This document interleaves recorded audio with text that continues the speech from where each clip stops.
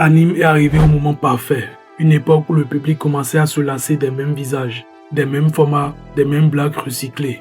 Le web tournait en rond. Squeezie, Inostar, Michou, les géants de l'influence française dominaient la scène. Mais quelque chose manquait. Le public avait faim de nouveautés. La deuxième raison, c'est son authenticité. Alors que la plupart des influenceurs s'enferment dans des productions millimétrées avec des équipes entières derrière chaque plan, Anime lui fait tout l'inverse. Il reste fidèle à lui-même. Il partage ses vrais moments, sans filtre, sans posture. Il invite ses abonnés à fêter son anniversaire en plein live. Transforme un simple stream en une soirée entre potes où tu peux finir par rigoler, par parler et même à en oublier que tu es derrière l'écran.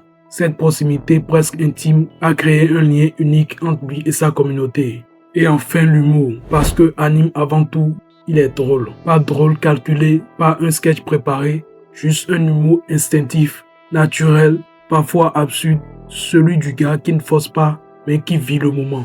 Il peut improviser pendant des heures, rebondir sur des situations improbables, transformer une banalité en un moment culte. Ses vannes deviennent virales, ses extraits circulent sur TikTok, Twitter et Reddit.